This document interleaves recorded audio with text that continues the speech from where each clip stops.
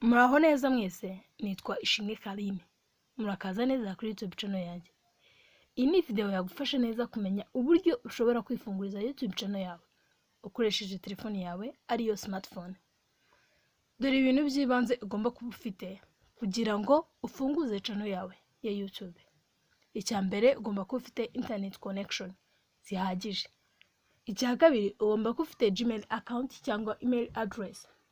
Icya gatatu ugomba kuba ufite application ya YouTube hamwe na YouTube Studio muri telefone yawe. Ibyo nibyo by'ibanze ugomba kuba ufite. Ubu rwose ngiye kukwereka uburyo bwihuse buri bugufashe gucreatinga YouTube channel yawe.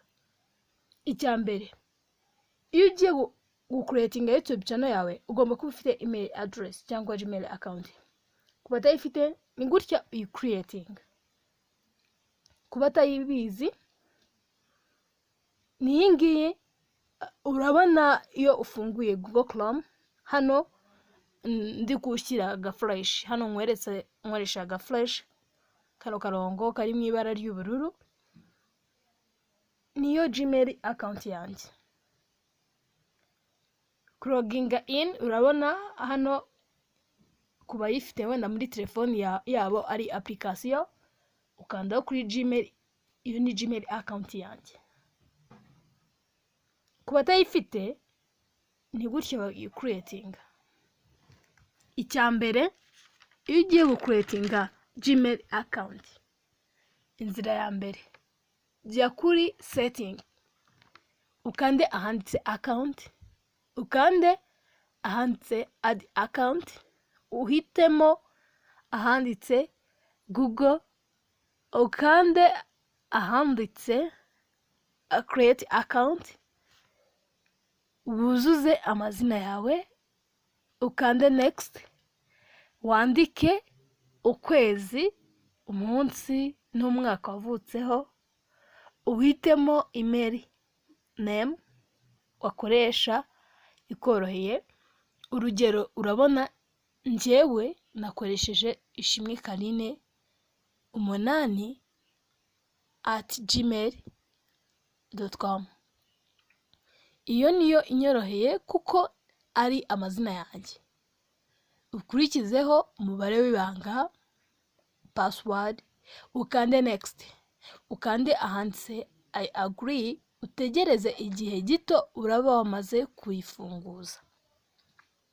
Usubire kuri setting account, urasanga nawe Gmail account yawe wakoze yabaye created.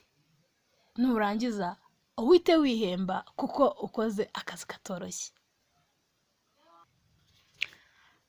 Icya kabiri ukurikizaho, urasabwa kuba ufite application muri telefone yawe, ufite YouTube app, ufite na YouTube Studio app muri telefone yawe. Niba utazifite muri telefone yawe nibigoye, jya kuri Play Store ahandi kukwereka muri telefone yawe, ujye aho bashakira andikamo YouTube app, kanda ahanditseho install, tegereza igihe gito kugeza bibaye 100%. Igiye muri telefone yawe, ongera ushakishe indi app yitwa YouTube Studio.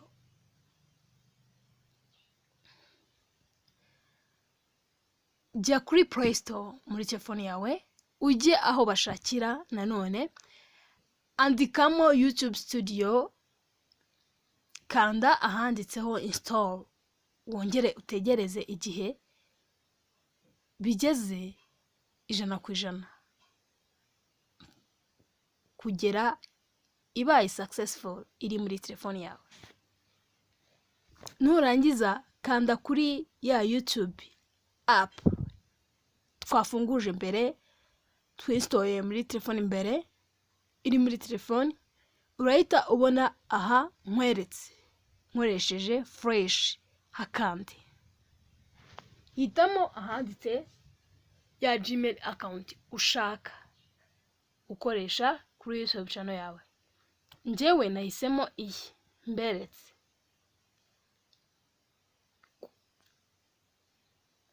Nayikanzeho kurikizaho gukanda aha nkweretse, noneho hakande ahanditse my channel, hakande hitamo izina ushaka kwita channel yawe. Njyewe yanjye nayise gutya, Carine TV. Nawe yite bitewe n'ibyo ushaka kujya ucishaho. Noneho kanda create channel. Ubu rwose urabikoze, ongera wihembe. Nk'uko ubibona YouTube channel yanjye namaze kuyirema.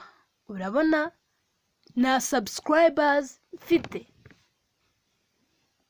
Inzira ya nyuma ikurikiraho ngiyi, gukomeza nkwereka uburyo washyiraho video kuri YouTube yawe.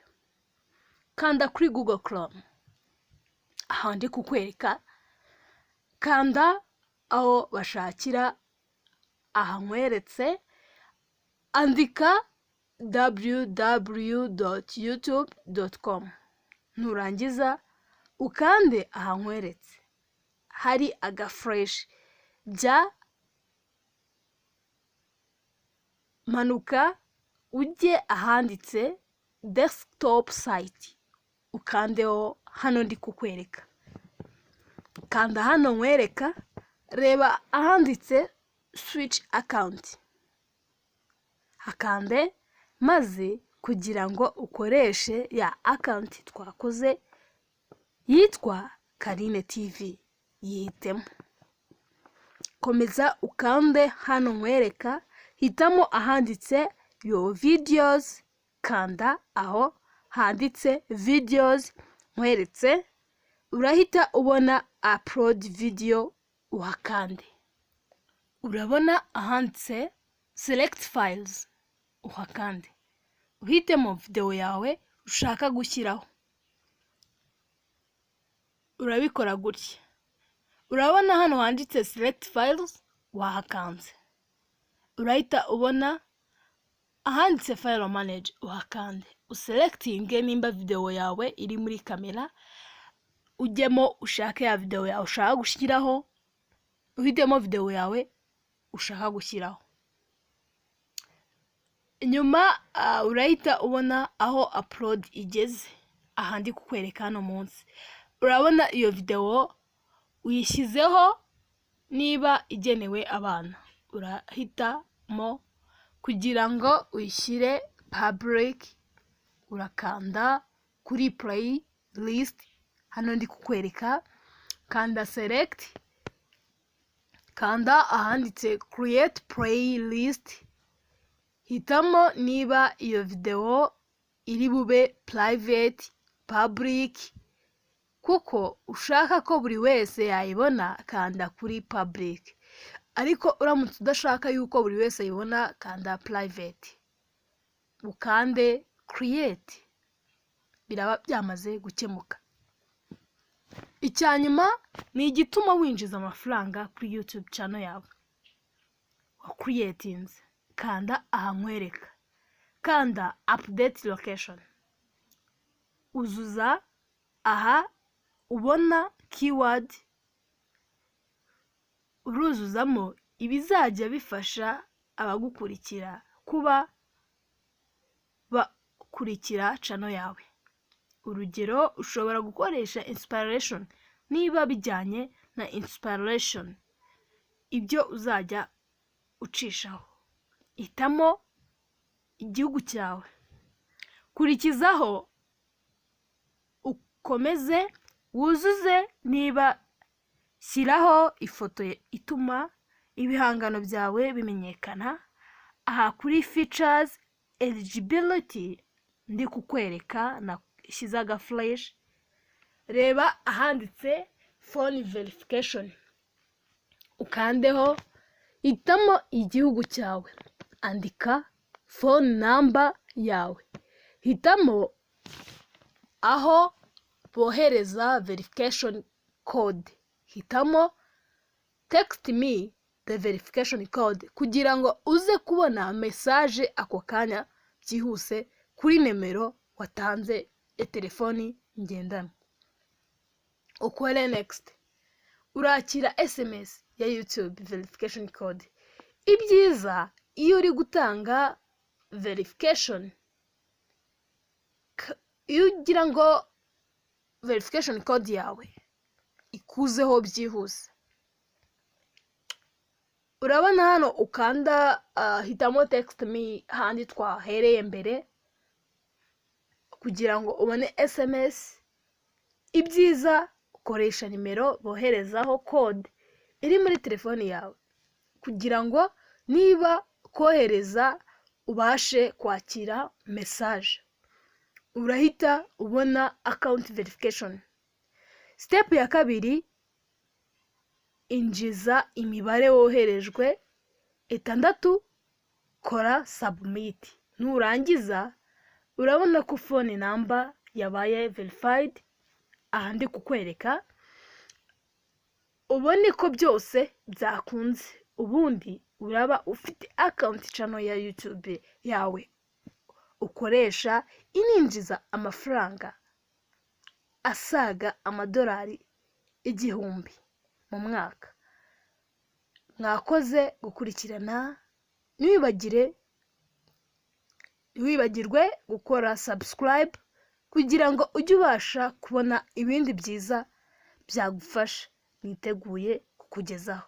Ubundi kora share, usangize inshuti n'abavandimwe, utere comment, nabyo biremewe. Murakoze.